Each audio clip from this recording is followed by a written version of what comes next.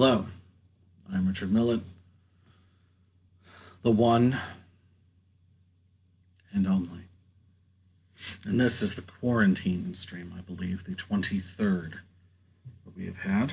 And let us hear the ever wonderful, truly evergreen quarantine stream theme. Life is but a dream, being a quarantine stream. Beautiful. I hope you're all doing well out there. We're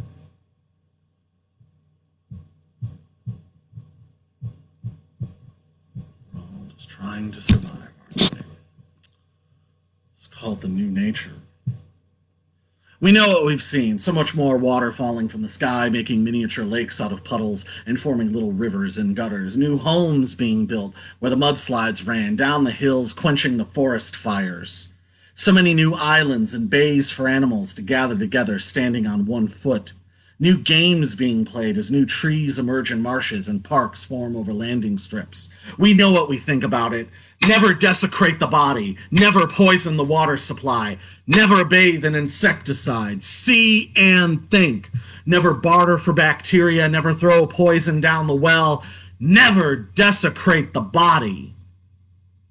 In a glass sink, the water can start to build its own walls and divide its own chromosomes. In a glass shower, the nozzle calcifies the water and organizes the deposits into clear lines. On a glass floor, spilled water pulls away from itself, towards the corners, towards the door. On a glass ceiling, the water can reform into pointillist droplet paintings. We know what we see and what we think.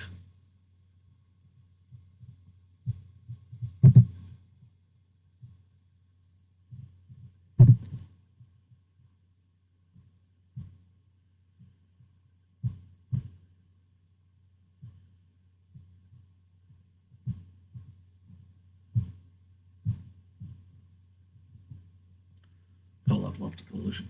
I have a syntax error, a frolicking banshee beast that won't leave me alone when I'm sleeping, when I'm eating, when I'm obliviated, like a cloud conforming to the heat. I have a syntax error that gnaws my blood cells and steals my fire, swing distilling and apoplexic shaking, flat-earthed and triangle-hipped, withdrawn, postponed, and resequenced. I have a syntax error stolen from my programs, the lethargic constraints, laughing at my fits, calculating slits of immortality, wrapping iron-lunged wings beyond the point of computation, boiling plasmatic revelation. I have a syntax error that cackles like a spitfly at every ounce of acne that belongs to my frame, cajoling the frenzy, consoling the dichotomy, cluttering the dirge into cellophane equivalency and carefully crafted objectivity. I have a syntax error that justifies everything I want, that tells me what to do, that tells me there's sincerity to prove, that opens up my stomach when I'm dreaming and fantasizes about infecting my acrylic soul. I have a syntax error, a galloping malapropism, grafting its image inside me, laughing insidiously all around me, speaking in tongues until I don't know what to say.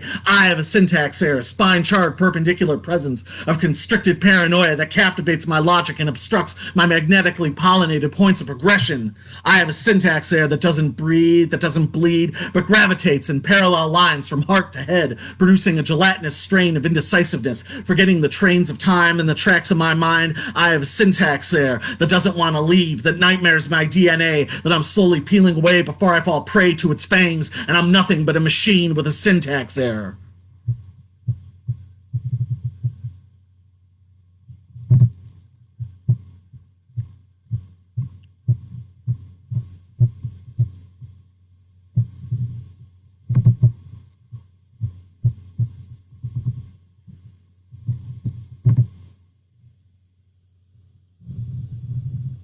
It's called White Cello.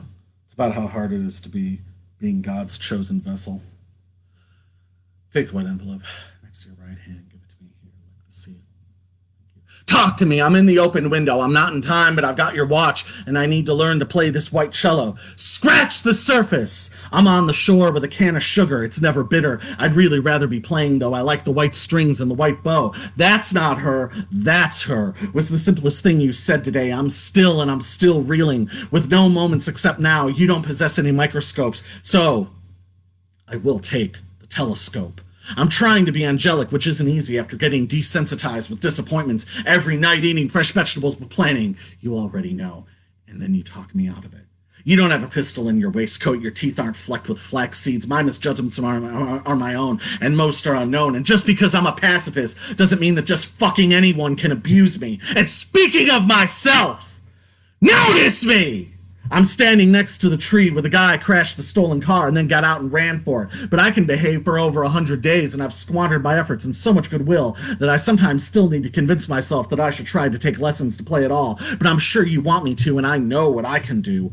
And with that, we're not missing anything. We're humming songs through the phone. We're midnight movers. We're holy rollers without a religion. No, we're not.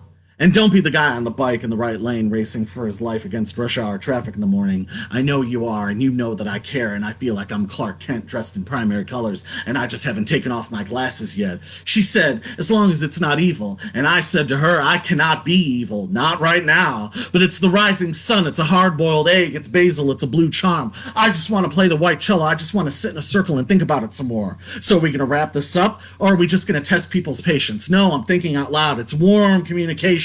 See, that's what I'm talking about. So now we're going to change some channels. Quarters, nickels, and all sunbathers must be wearing a blue suit. The Slauson cutoff. You go to Slauson and cut off your Slauson. It'll be like a reverse safari where they put lions, cheetahs, and tigers in a truck and drive them around to show them people shopping and walking down the street or pumping gas, all of which wearing masks. It'll be the apex of manifestation. It won't be in the Bible, but it'll be like the Bible. Or it'll be a suburban safari where some guy named Greg gives you a little pith helmet and plastic binoculars, and you can wait under his kitchen table for the cat to use the litter box. But why does it gotta be white? Never heard from before. Advertising space available, clean, clear water, and of course, the tastiest tomatoes.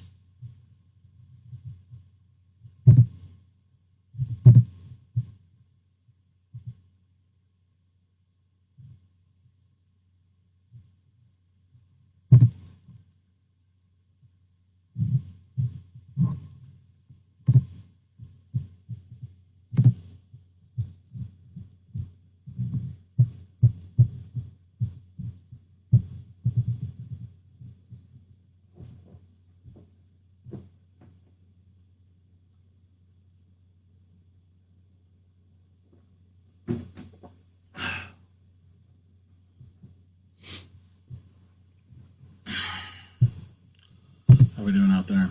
Is it okay? Beautiful. It's called Sympathy for the Cowboy.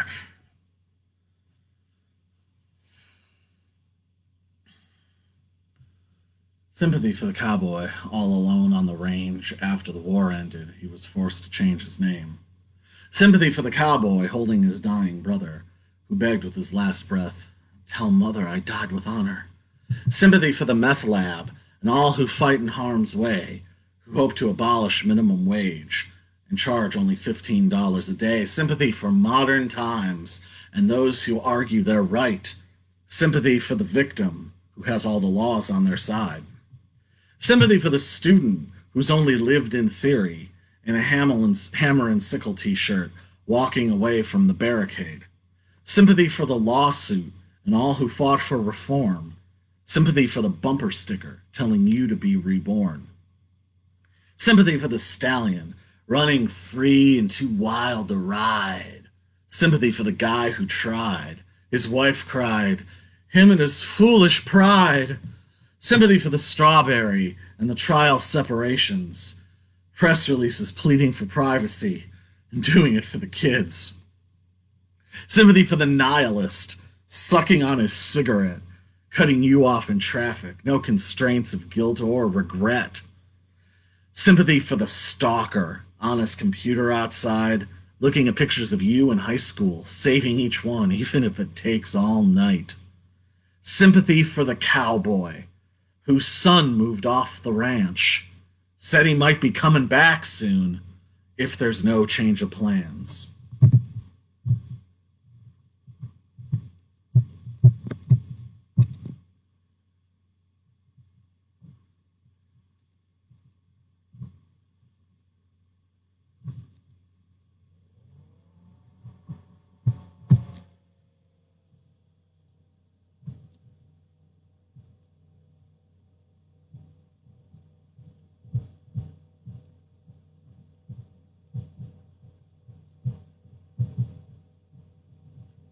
It's called Silver Lace. Never let it be said that the book won't be read, or that the candlesticks will be thrown out. That's like asking about your blankets and what became of them. Were they left in an alley or boxed and lent to a friend? Never let it be said that the chickens won't get fed, or that the evening coffee will run cold.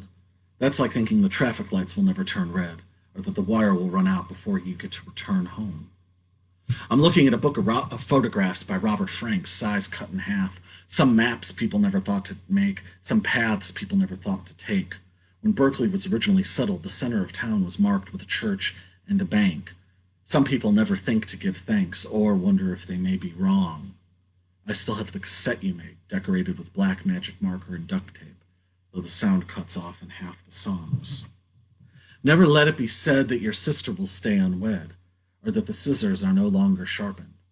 That's like thinking the sun will never outshine the moon, or that the heat of the spring only lives in the swell of the afternoon.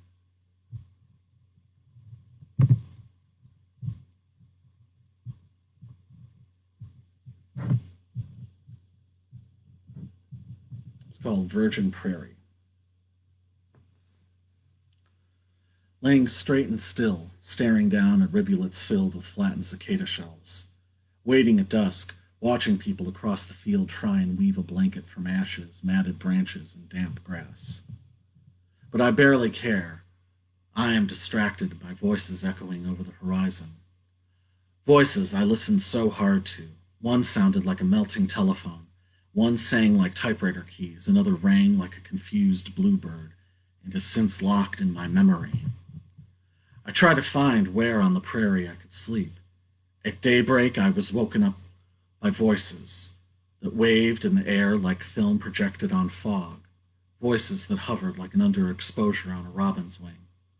I searched my thoughts, hoping to realize which voices I took for granted, the ones that only appear every other year. I got lazy and lost intervals of hours staring at the sun circling in the sky. I got confused and gave incorrect directions to a couple of asking backpackers. I got angry about heredity and when carelessness intertwines with chronology. I could not control my shaking limbs or the cold sweat on my forehead. I needed to tend to my health. I needed to walk steadily without help. I needed to make a fire and learn to stop time. I needed to be the watch one has to wind.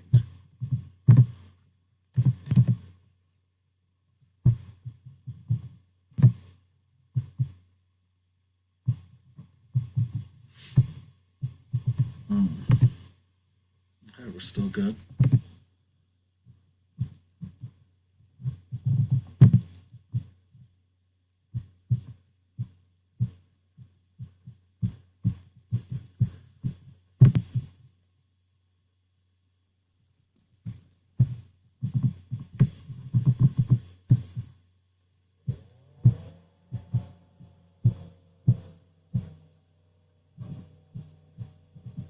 It's called healing. Silent, low-light night, staring down the hall. The tension hasn't lessened from the hell of the day, and I keep thinking things can't continue this way. She's in bed, been pretending to sleep for hours. I don't know what she's concealing. We haven't been speaking, and I'm out of ways to guess what tomorrow might bring. My mind against my heart, I feel them tear each other apart. I need healing to calm this anxiety inside of me. Constantly waking up before dawn looking for the ghost, circles in the carpet, wondering when I'm alone or when I'll hear the voice. For months, I've been locked and closed, looking for consolation. I need healing to stop my isolation. I need healing to change my feelings. I need healing for me to trust and to give. I need healing to find strength and change how I live. My mind against my heart, I can feel them tear each other apart. I need healing to stop this uncertainty inside of me. I need healing to change my feelings.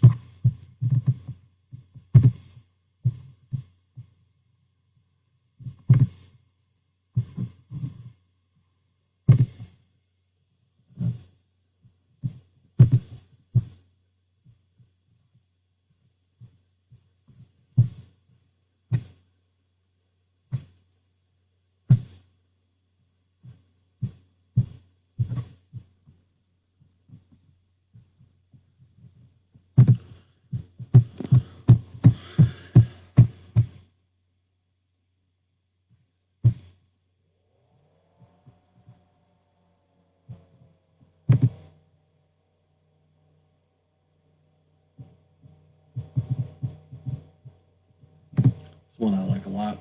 Allison with Lucy and Icebergs art.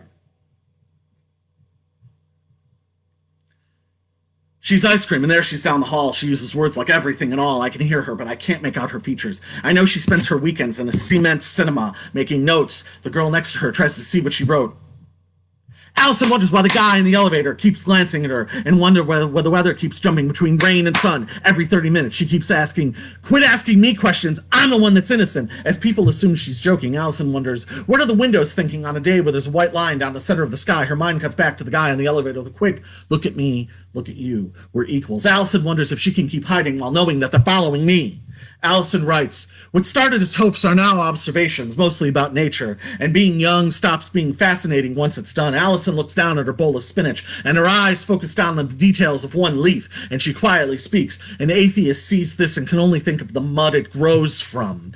Allison writes, we extend grace out of our own sense of grace, and smiles because she's not sure if that's something of her own or something she's half remembering from 2 or 3 incarnations ago. Allison considers why her back and hands are so slippery when she's invisible, and then tells her sister, my tongue is a graffiti sponge. I wonder if I'll have to make love in front of a judge. Allison considers that she's a character who looks and acts just like her, then draws a bath with the lights off. Allison invites her guests to walk barefoot while cherries and red confetti float out of her phone. Allison considers emptying cash registers if the security cameras lose power. But what she mostly wants are completely natural segues with no artificial blends. Some of that!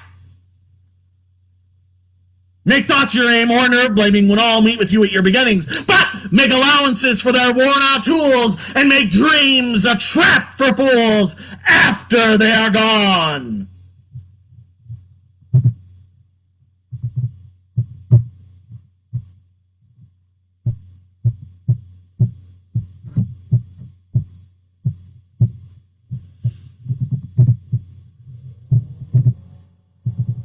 It's called Dancing with the Skeleton Key. I'm dancing with the skeleton key pinned under my belt the night after I had had 2 simultaneous dreams, an ocular split screen, one where a white-tailed fawn galloped to the front door and another where my brother couldn't sleep. I'm dancing with the skeleton key tied on a twine cord around my neck, remembering when my sister was locked in a minivan and stranded in a parking lot outside of Austin. She kissed the windows and ate the tape in the cassette deck. I'm dancing with the skeleton key in my unopened mouth tucked behind my wisdom teeth and obscured by my tongue. I have memories that my sister still won't believe, and I miss the 20th century. It could have been so much better. I'm dancing with a skeleton key scotch taped to my arm. When I was in school, the vice principal gave himself a heart condition trying to figure out who had stolen from the convenience store, then boasted about it on the blackboard. I'm dancing with the skeleton key in the grotto of a dilapidated Catholic church, where the priest once confessed to me that after each funeral he performed, the only way he could raise his spirits was by making uneasy music with the organist. I'm dancing with the skeleton key concealed in an alley, while bells chime at midnight near the railroad, and kids with no curfew dodge between dashing headlights on their way to play hide and seek in the park. I'm dancing with the skeleton key laid on the floor of a garage while my brother draws out diagrams on poster boards, connecting lines of consequences of thoughts to isolated islands of thinking divided by unintended regressions of actions. I'm dancing with the skeleton key while I'm safe at home, looking at sealed bags of clothes that I stopped wearing years ago when I was running for mayor on an unconfirmed platform of leaking information about the governor or the state's attorney. I'm dancing with the skeleton key in an adjacent office because the evidence my brother uncovered just got delivered to the lawyer, and he predicts it will make the judge jump and remove any condemnation from his mouth. I'm dancing with the skeleton key in a strip mall that used to be a swimming pool, and before that a man-made hill that covered demilitarized waste trucked over from a Floridian base, and it will still take 100,000 years before any of it reaches its half-life. I'm dancing with the skeleton key clasped tightly in my hand as I watch my sister in the mirror speak sentences with only one word and plant orchids next to power lines in the backyard. Then she dots the driveway with empty jars to accurately measure the rainfall. I'm dancing with the skeleton key in my pocket, moving loosely with me. My brother used to cry bitterly to our parents every time he got a ticket, refuting each offense, denying that he did any of it. I'm dancing with the skeleton key sliding uncomfortably in my shoe, but the nuisance helps give me the presence of mind to always hold up what I was taught, that when the rent is due, it's better to be full and well slept than just to hand over a blank check. I'm dancing with the skeleton key pressed into a book, watching leaves in the wind and a novelist at a press conference performing fake sign language, hoping it will get him the attention he wants for trying to revive the printed word.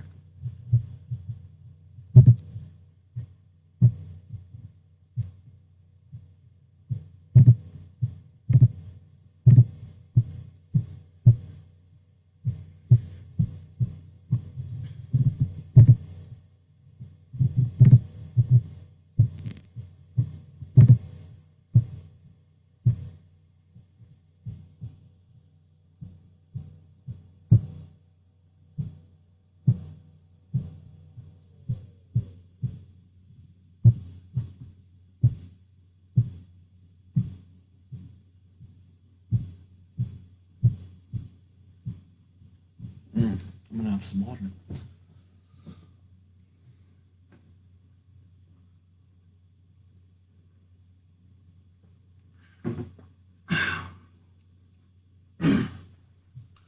All right. This is called Cheltenham Girl. Like a cloud, beautiful sound standing before the signal. When the light shines on the ground, it reflects off the wheel. Parking lot next to the short building on the edge of the desert. She sees it's harder to be a number when you're just starting as a visitor. Cheltenham Girl. Clouds can't create the shapes they make or hold on to any rain. Precious, temporary, holding no domain. No machines, no cell phone or computers clicking through broken links. Credit card, social security needed. She'll refuse to register. Cheltenham Girl. Every day, another wish, another mile. Closer to the point where I can portray it. Until then, all I'll do is sing to her spirit. She will return.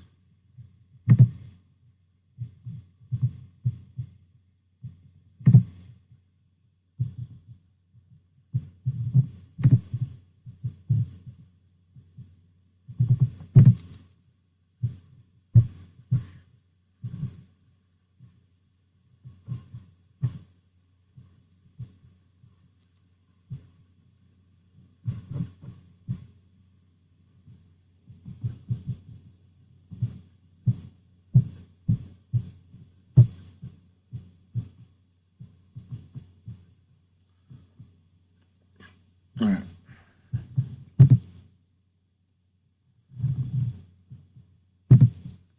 It's called Last Night We Saw an Angel. It was written about in 2002 or 2003, somewhere in there. It's about Mary Yontov Zeeland. Last night we saw an angel, the most beautiful woman alive. I've never seen anyone more graceful. She conducted every sound in flight. Last night we saw an angel. She tiptoed across our hum. She exercised her will. She made the light move faster from the sun. Last night we saw an angel, the most beautiful woman alive. She stopped the pageant and calmed the lightning in the sky. This is another one. It's from a different book, but it's from around that time.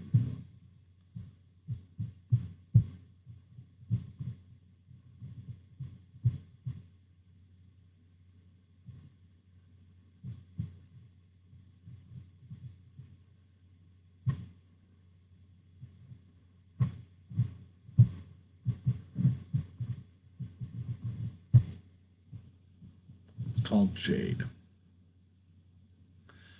Winter went without finale. One brain with seagull emeralds and a chop of jade thicker than my wrist. Glancing became the transmission, like a doorbell whistling in a veterans parade. So behind the minute hand extends more than obligation and demands more than devotion. Passion is 10,000 tiny cuts so untraceable they dye emotions without ever gracing the surface. Lightning travels celebrations in standing full face or the stark light and thin wire swordplay. Who's been saying in this bed? No one without articulation, tempo, and psychic extrapolative hysterics. At the break I am pacing, ignorant to stillness, shattering shins, pushing flagpoles out of the fields, locking engines to mortar and blushing with inevitable glory leave.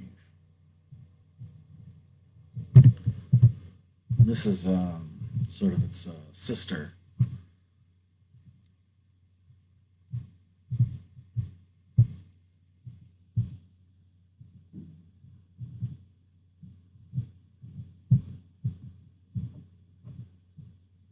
It's called The Tide.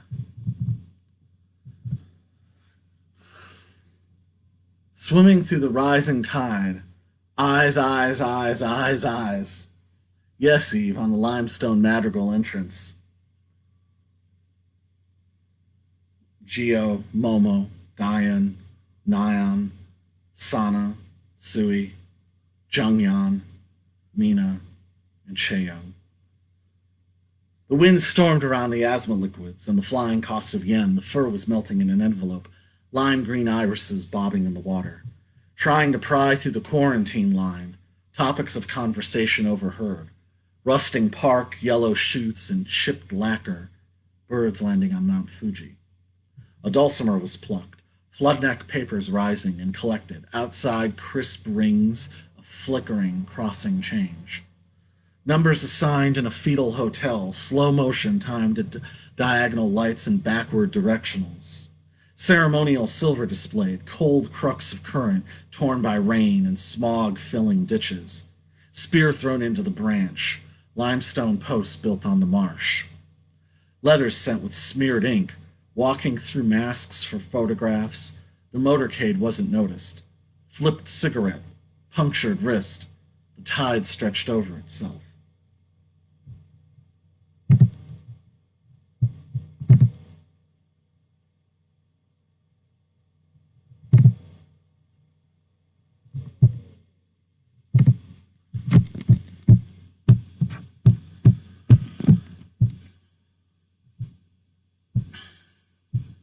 This is Canary Milk.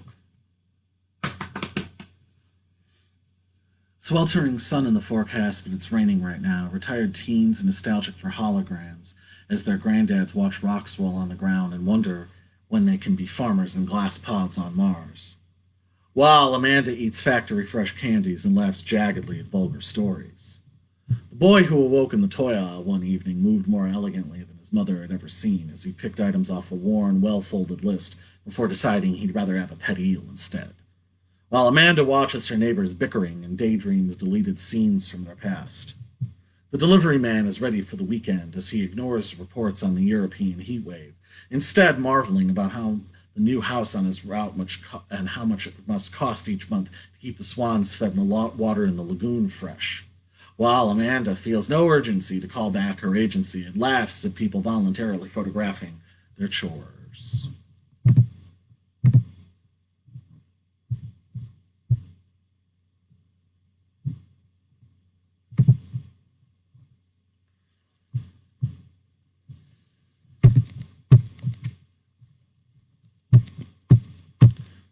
And this is two in a row.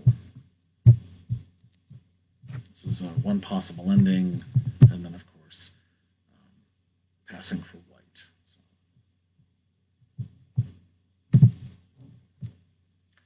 The morning started with the Lord Mayor looking through my garbage, then running down an alleyway, guardsmen lining the fire escapes. I was at the airport selling luggage and pleasantries. A 20-year-old let me finish his breakfast in exchange for a letter from his university. With so many people watching slow-motion explosions, I started turning my sights towards unfiltered colors and unretouched images. The unwalked world where cures for disease sleep unnoticed in Brazilian trees is a word problem that I can't solve. While so many people are watching slow-motion explosions, I've started adjusting to diagrams, drafting tools, and handmade copper crowns. There are already enough code breakers for the next Cold War. More feathered hats and white suits with black trim in the lobbies, satin trim in the lobbies of the finest luxury hotels that Europe has to offer. More handcrafted sports cars with smooth, yielding leather on the seats to speed along the smoothest roads the man has ever known. More than enough gold to flake into steaming broth with sumptuously verdant acres of crime! You used it before, posting signs pointing a little close to church. Hey, he needs an infusion. And his coffee is cold. He stayed up all night to see himself dancing on television. The church is closed to be reopened by the mayor's cousin in construction, the glistening grocery store with the tavern with daily fashion shows. He set up a conference call and he's trustworthy because he looks like me. Big white belly like a fish! The hotel with large chunks of missing bricks, the police station next to the building with the pasted-on sign in the window that says, "A law firm," the truck enforcement officer standing in the oncoming lane with his arms outstretched in ecstasy, overseen by a smiling baby, somehow able to say, "I could smile 12 weeks from conception." I show my hand. I know, I always show my hand. Meanwhile, I am! 2 cars, 3 spaces apart, in the White Castle parking lot. One man each gets out. On the left, he's wearing jeans and a flannel shirt and a cowboy hat. On the right, a charcoal gray business suit. They walk in a V-shaped meet at the door with a handshake. Then in a heated conversation, the corners of the cowboy's mouth start to bubble and foam.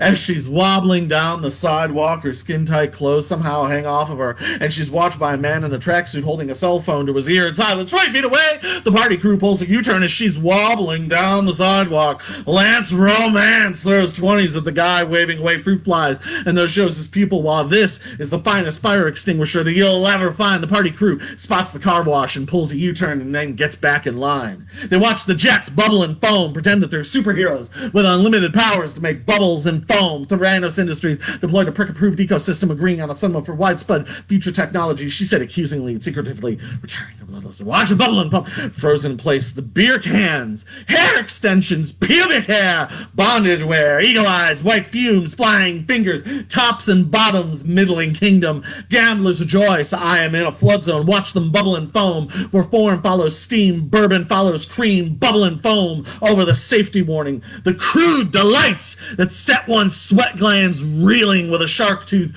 covered in pudding. The owner urges everyone to look out the window at the condo, tow truck, victim, night, uniform, camera, newspaper, bank, park, yard, car, new restaurant, as if he's got some psychic powers. He was taught the meaning of versatility, respect for the law, trust for fistfights, and an arid humor that snorts debris when under the advisement of enforced idleness.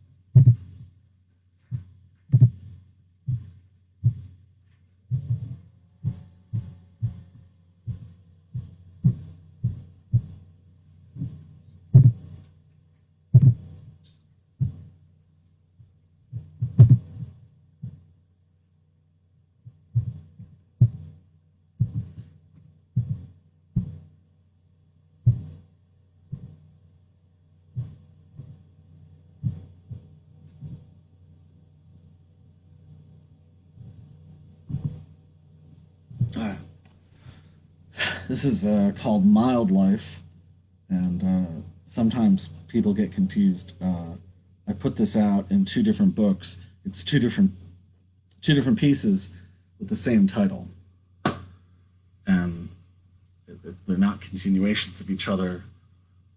It's just that the title was applicable to both. Excuse me. Through the center of the branch to the worm at the root, this paper dust was made for you, you being me. Degrees falling, making exhaust more impressive than it seems. Bark peeled down the tree, paintings dripping from their frame, teeth of white yogurt on Ash Wednesday. Call this stranger, 'cause the wheel is waiting for you. There's lice in the cabinet chewing through to the roof. The dog barks at 6:10 a.m. Your shrieking wakes up 4. Your persuasion has no outlet. Your table and chairs are forgotten. The roof is getting weaker. At the office, the copier is out of toner until Thursday. Stay with me! Stay with me! Stay with me! Finger paintings line the attic, nonsensical shapes with misspelled words. Local men are firing blanks while they leave for work. Are they still speaking English? And they breathe very loud. Glaciers are roaring, the flash pots in your mind. No point is loaded. Body hair grown, you became convinced everyone wants you to win. I spent the day in a monotone mood, watching commercials, watching Anita Bryant with 4 crew-cut men in 1965 and a cola-fueled Christian clothes-on Hitler Youth orgy of the future, a future where only animals are nutritious and crabgrass causes cancer. Underneath it, it is plain. Underneath it, it is reasonably explained. Underneath it, it is yes and no. Underneath it, it is wave and beat.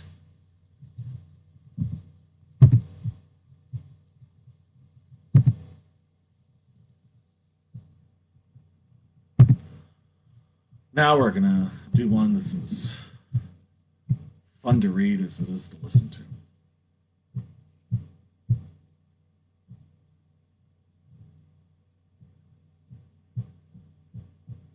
It's called The Needles. Dedicated to Ruth Stearns and Warren Scheidemann. The docks 70 feet in back of me as the sun rotated into the cloudless mid-sky. I saw, "You should keep my letter so that it serves as a reminder," carved into a 16-foot-long block of pink limestone. In front of me, a sea of black hair and white fabric. A man in iguana-colored boots was a private parade. The air was damp and smelled like salty sediment. A sandpiper coughed into my ear. In prior decades, this would have been a confined testing environment stacked with medical supplies and sterilized instruments, while bleached cotton strips turned the skin around my nails lighter. Pried out of the wilderness of incestuous dreams, ripped posters, and unreliable oral histories, deer curled up in sandy, shallow puddles, trails of red ants eating holes through discarded cabbage. Soft green eyes undress uniforms before entrance into a former Methodist church, with baby blue walls and royal blue sacristy doors. Reptile eggs eaten by a small group of women who then wash their hands in citrus-saturated water and wrap their fingers with copper wire. And a monument at dusk surrounded by silence, outlined with jagged stones and chipped jewelry. Fox hunters riding by with a new hound who they yell at and threaten to whip as each of its tentative selections are rejected. The Lord Mayor's houses built to buttress against resistant forces, all amid a slow, swollen syrup that pools and then runs downhill to the man-made lake. Unobstructed view and pristine wings, piercing siren as though it was a current or a call to worship. A chalice filled with tarantulas, a flagpole wavering in its stand, chickens' eyes rolling sideways as they travel at unnatural speeds for the very first time. Cigarette smoke blown into a bowl of strawberries, fingerprints left in wet paint, fresh milk pumped from each breast. My friend who can foresee pregnancy and electricity through a wall has their moods move like montages in a film. My friend without terminology whose nature is a catapult, who can walk through a maze without a fever. My friend who finds destiny dancing on purple and pink nights with dirt around their ankles. From the upper window, I witnessed a slow splintering of demonic demonstrations. In my right hand were the coins melted together. On my feet were shoes of another as I checked the tags on my clothes to learn my identity. Through the upper window, across 7 streets into the parking lot where disused missiles decompose, diagonal gold and gray roads sprayed clean of tar and debris. Low-flying planes obscure the upper window, where a virginity pageant marches from the shower and concludes with forearms rested on the top rung of a ladder. Breathless dizziness reading large handmade maps, desperate for hydrogen, dull bulbs, and shovels, eyes closed for hours. All deaths are a cataclysm. Rinse the plaque from your mouth. Cut long muslin swaths and give them away. Bring out your dead! All deaths are a cataclysm. Rinse the cement. Don't try to trace ghosts. Bring out your dead! All deaths are a cataclysm. And what stands are bloody trees deciphering the wordless moans. The invisible dust falling on a table in the woods, swept away in haste. The invisible dust falling on a chain-link fence at the border, wafted away before it rusts. The invisible threads woven around nurses' legs while administering instructions to infants. The invisible threads coursing through fibrous recall. Innocence is wasted on the inexperienced. Each speck is an unnoticed city, an English symmetrical opening. Each strand is a bird on the river in a king's Indian defense. Wax seal stamps poured onto a clock while its mechanism starts surging. Go into the unpaved adjacent highways and remember. Remember for the benefit of whom? The sermon restated to sleeping citizens weary from work. Remember for the benefit of whom? A lion in a tent gnashing the last of its dinner. Remember for the benefit of whom? A slouching, passive general, inept at telling a catalog from blueprints. Protective exoskeleton, exclusive phone booth opposite the swimming pool in a home in Beverly Hills constructed in the late 40s. Watery exoskeleton, fluttering drama as the mounted trophies change colors when passing trains sound their whistles. Sensory exoskeleton, in parks of dewy, gently curved hills, designed by anxious architects to absorb all tastes and scents. No one reaction or army of thought, No weaning or well-meaning practice can smudge or even expunge the unadorned evidence in the immeasurable elements.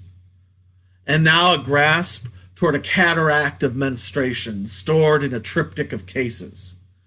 Tender veils lift lightly in the breeze, briefly betraying the horse's forward focus. Confirmed miracles in the dial tones droning from underneath the unexplored aisles. A cherry, a maiden, a cup. And I lay down for now, hopeful the parcels I sent arrive on time.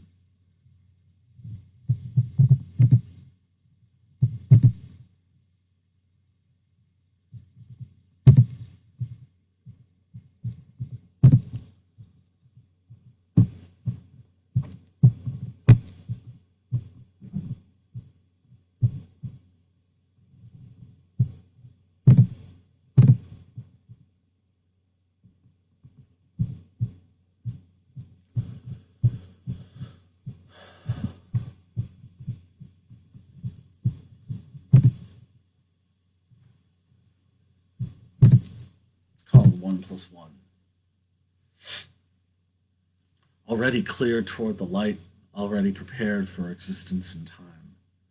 7 times belonging to a cosmic happening, 7 times occurring for what's already there.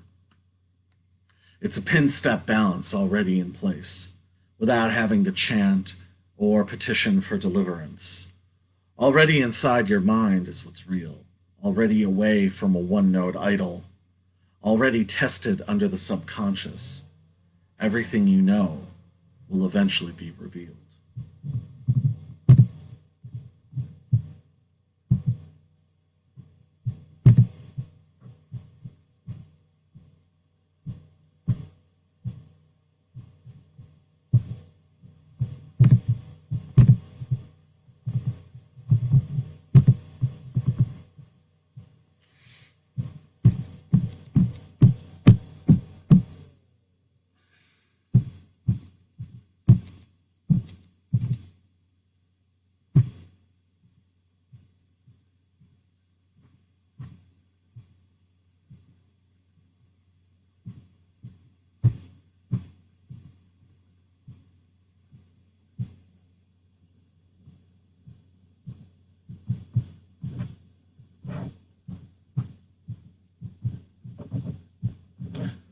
Called Pearls.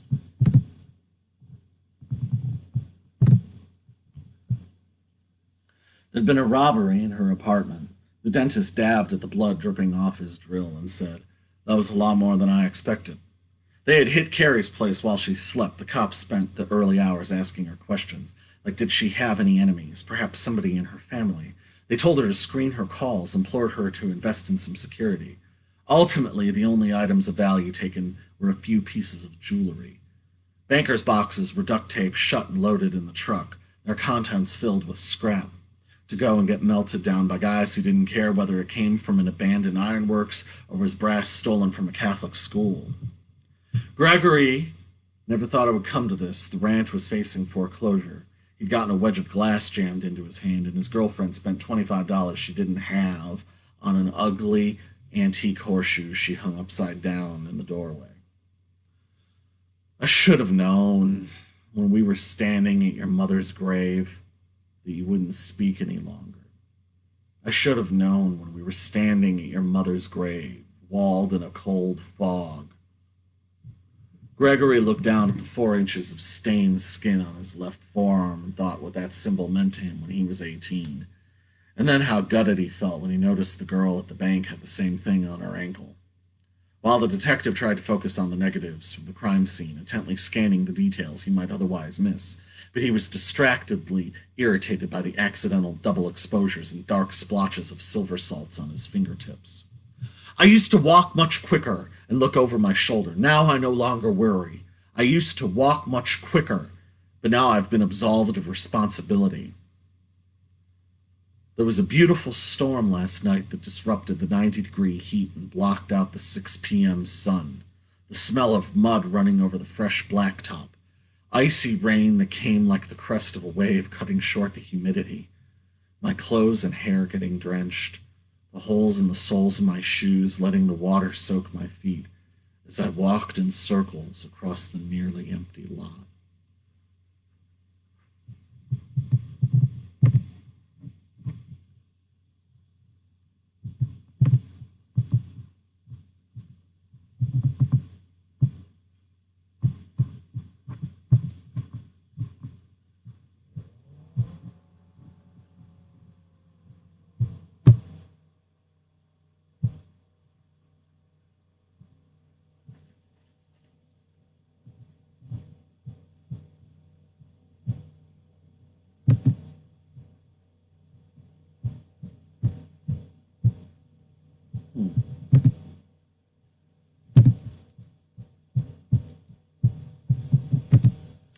Try something stupid. May backfire. Hopefully it doesn't. If it does, it does. But hopefully it doesn't. Let's see. There we are. You never know. It's called When I Look.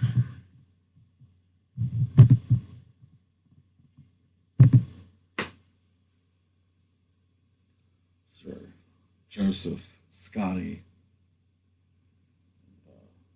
Richard III. When I look, the walls are in the wind.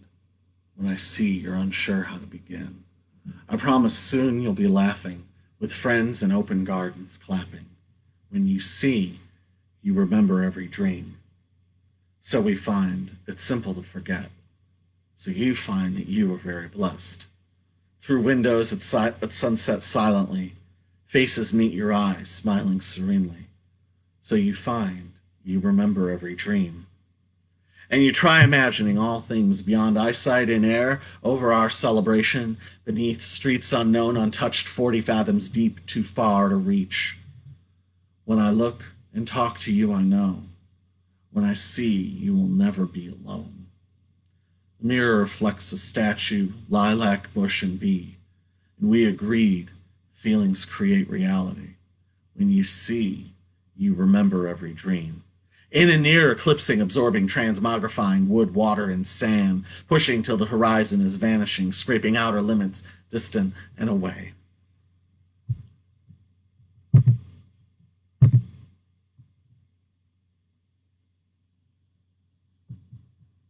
How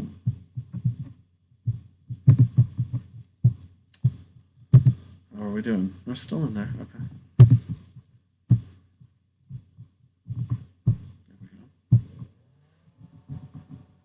Called I Got Away Alive and Sane.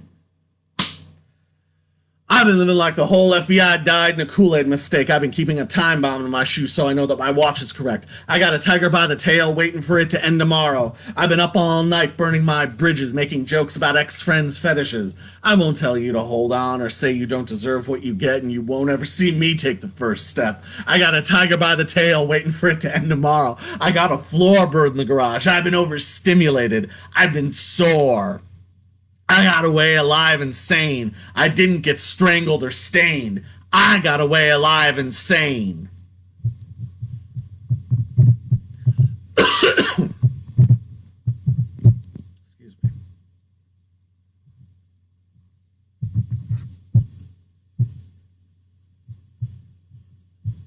me. Let's do this one.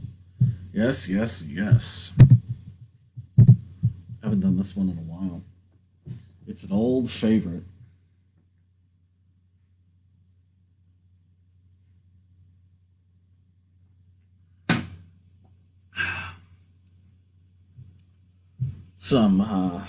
Again, this is from 2002, 2003. Came out in a book called Tracing the Dim Signal. One of my personal favorites. Has a really beautiful cover. Lots of wonderful poems. It's a good one. Makes me happy. Glad that I wrote it. It was worth it. It's always worth it, isn't it? It's called Slow Boat to China.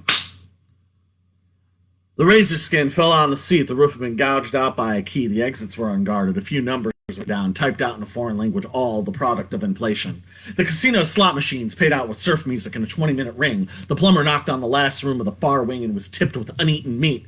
I keep trying to leave, but I only get more inside. I made it out of the garage only to be stuck behind a foreigner with $1,000 hubcaps on a $50 car.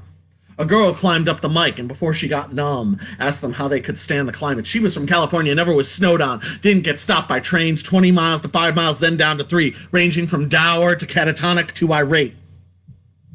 Can't tell a building from a train everyone drives through, except for me, though. I stopped the frame. I took the wrong exit, driving into the marching band display, and wrote my senator complaining to his face. He wrote back saying, "Yes, son, it's about time we did things your way."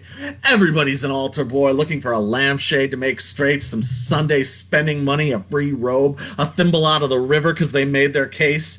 Trees grow faster in the city, according to the study. The nutrients depleted my body. No electricity is going to open that door. Ice is slow and not enough to keep my attention.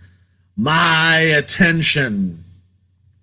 Everyone acting like an altar boy, dragging their disagreements in the streets, stopped, slow and coy, using their vestments for sheets. A few quick turns and pleas for a reward, but the holding cell is empty. I don't choose to open it today. I paid to replace the battery and canceled my appointments. The dentist charged me a late fee. The neighbor watched his lawn instead of TV. And here's the moral of the story!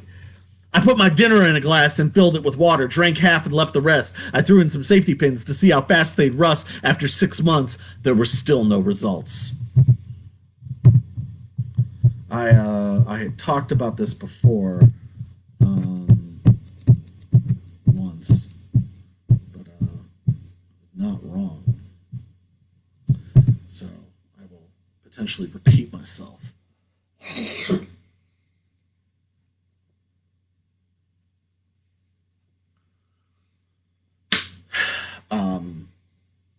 There are,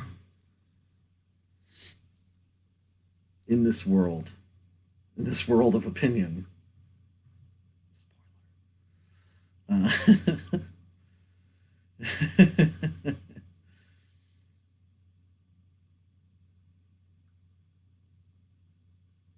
in this world of opinion,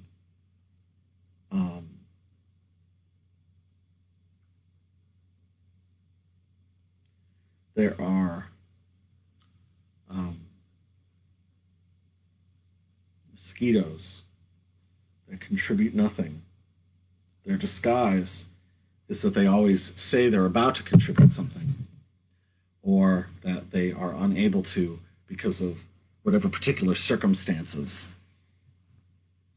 And these mosquitoes, they land on things that are living, and they suck and suck and suck and suck until there is nothing left. And then they just fly to another being that they proceed to suck off of.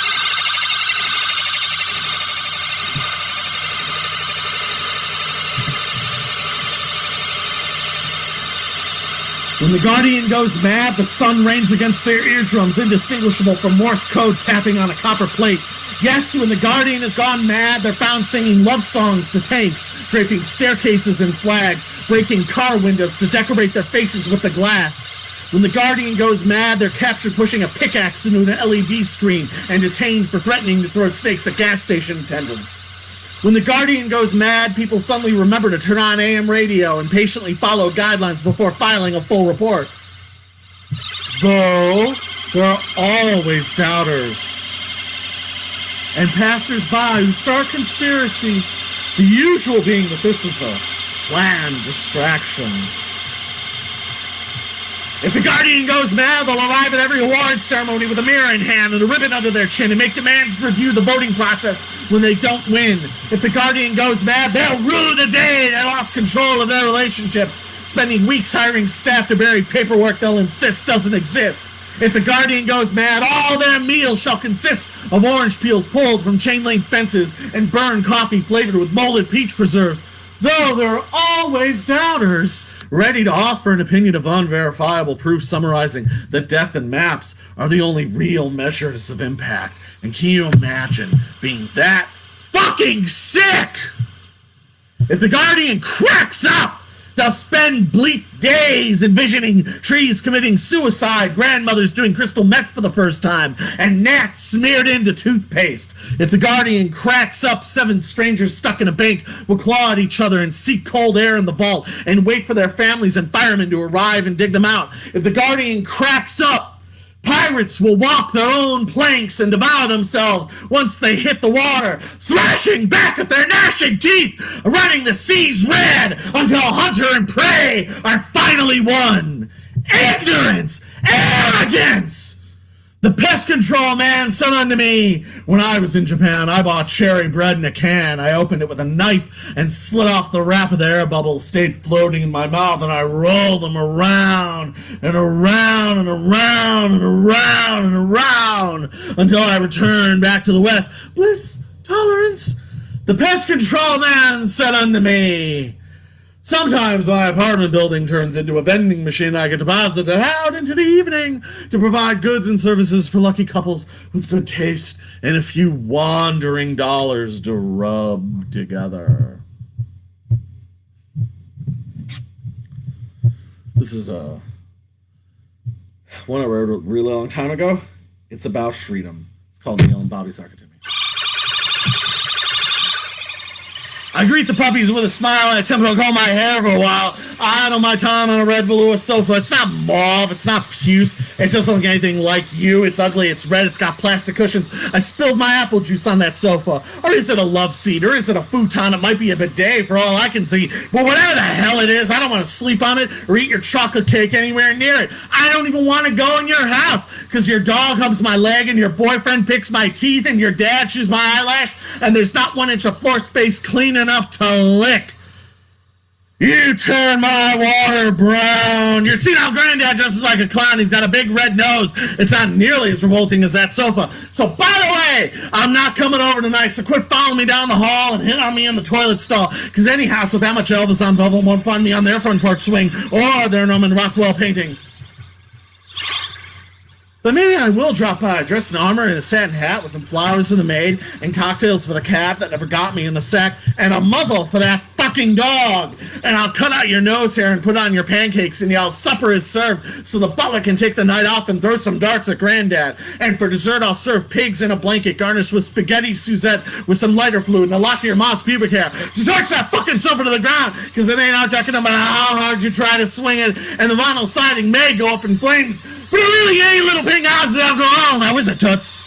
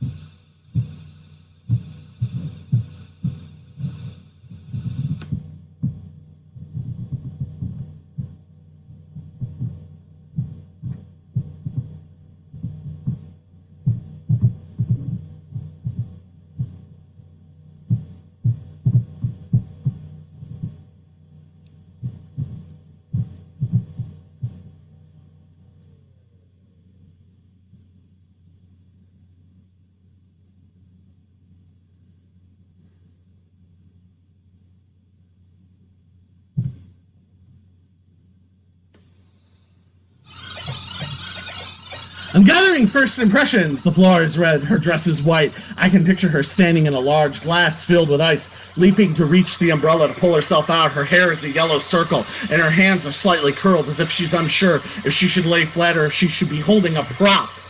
I'm gathering first impressions. He's standing in front of an ornately carved wood display. His hair is a rust-colored bubble. His smile beams from behind the cutout mouth of a translucent mask. He looks like he could be the mayor in a western, gleaming gold badge. Neatly polished six-shooter resting in his holster, ready to stare the bad guy down into obeying the law. Everybody say hi to the bad guy! I'm gathering first impressions. Her hair is a rosary, made of rhinestone dust. Her pristine gloves suggest a list of items she'd refuse to touch. Her gown isn't for flowing motion, more for stiffened gestures, sewn laboriously by dressmakers who clearly owed her favors in the Industrial Revolution. She hunched under gaslights, armed with a penknife, and a Boxer Yankee and Kasha for Guggenstein!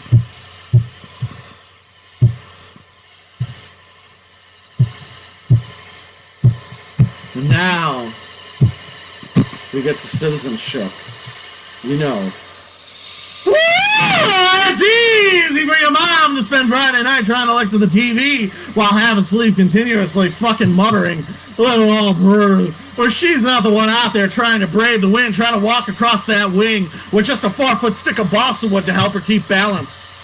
The Tsar's personal physician put the head of surgery in bed, called the staff around, explained that this could be the end, but he's really not certain because he's just been too depressed at the prospect. At least that's what you thought, you said. But you were quite distracted by the kissing couple out on the observation deck now, weren't you? And you got yelled at for sleeping during the meeting by the head of marketing, but you didn't feel any guilt as you explained that you had been sin-free since the night before, and the head of marketing agreed with you and closed the door and started rubbing his shoulders and unbuttoning his jacket and wanted to talk to you about opportunities for advancement. And the private still cannot figure out how to break ranks or how to help your mom fill out a loan application or get a new sticker for her license plates. And the two of you prepare for their weekend leave by getting hair extensions and hitchhiking back to the hospital. You've been reading diaries, you've been reading autobiographies, you've been writing long treatises out on graph paper, you've been condescending to your enemies, you've been giving away easy answers that argue that there are no easy answers, you've been running forensics on untabulated statistics, you've been staring at a man sawing down a tree, thinking anyone but me. You've been miming in a marching band, not playing a single note all season. You've been looking at the apple in your hand, hoping to know how you will find another. And you have stolen mail from your mother. You've been looking at a fence. You've been back to the hospital, staying after hours at the maternity ward, laying newly minted silver rectangles on newborn's chest. You've been counseling dry drunks. You're nearer to sovereignty and whoever picks apples for free. You've been painting large, unfinished arcs on your foyer walls while in expensive new clothes. You've been near to sovereignty and whoever spreads apple seeds for free. You've been barefoot while feeding skunks. You've been seeing your reflection in cardboard. Let it all breathe is the reminder that you whisper to yourself when you're out walking across the wing, watching flotsam from Beechcraft Model 18s rotate overhead, amazed how machinery so heavy can defy gravity. Let it all breathe is the reminder that you whisper to yourself when you're out walking across the wing, watching jettison pollution floating in the Indian Ocean, in utter disbelief how the laws of nature can be defied so carelessly. You're a wing walker! You're a wing walker! Closer to sovereignty, closer to picking apples for free, closer to crashing the fence, closer to opening books! You're a wing walker! Trying to make a future full of stars, wishing you weren't feeling so far! You're a wing walker! You're a wing walker! Closer to sovereignty, closer to spreading apple seeds for free, closer to swimming naked, closer to learning languages! You're a wing walker! Trying to make a future full of stars, wishing you weren't feeling so far. But they found me! Realistically resembling myself and fully alive in a different year. Questions were drawn to determine how the fuck I determined that. I explained that I went to sleep because I couldn't function being constantly awake. Theta waves turning back on themselves. Spindle waves with no chance to crest. And slow waves never close to arriving. A wing walker craves immunity to maintain sovereignty, feeds on concentration to maintain sovereignty, brushes memories to maintain sovereignty. Theta waves are just the start. Spindle waves stand you straight up, and slow waves safely deposit you back on the shore. A wing walker needs clear vision and to be free of poison. You have to know where to turn on the lights before you go to sleep. Go to sleep. Go to sleep, go to sleep, go home and go to sleep. Go to sleep, go to sleep, go to sleep, go to sleep, go home and go to sleep. Go to sleep, go to sleep, go home and go to sleep. Go to sleep, go to sleep, go to sleep, go home and go to sleep. Go to sleep, go to sleep. Go home and go to sleep. Go to sleep. Go to sleep. Go home and go to sleep. Go to sleep. Go to sleep. Go home and go to sleep. Go to sleep. Go to sleep. Go home and go to sleep. Go to sleep. Go to sleep. Go home and go to sleep. Go to sleep. Go to sleep. Go home and go to sleep. Go to sleep. Go to sleep. Go home and go to sleep. And that, my friends, is another exciting edition of the Quarantine Stream. We hope that you've enjoyed it. And, crass commercialism, go to Rich Millet. No, wrong. I am Rich Millet. Go to fluxlifeinc.com for all of the wonderful books and movies that I have made over all these long years. By the grace of God, we will be back next week. Thank you for watching. Hope you enjoyed it.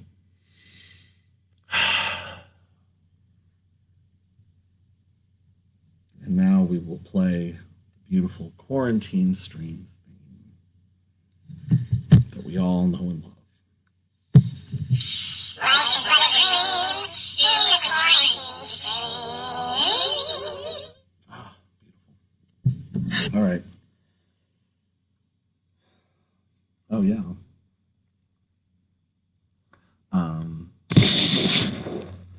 So, everyone. Hey, how you doing? Just remember, until next time, stay safe, stay smart, stay free, because you already are. And, yeah. See you next week. Thank you for watching. Like I said, by the grace of God, we will be back. So, yeah. Good night, everybody. Goodbye. Goodbye, everyone.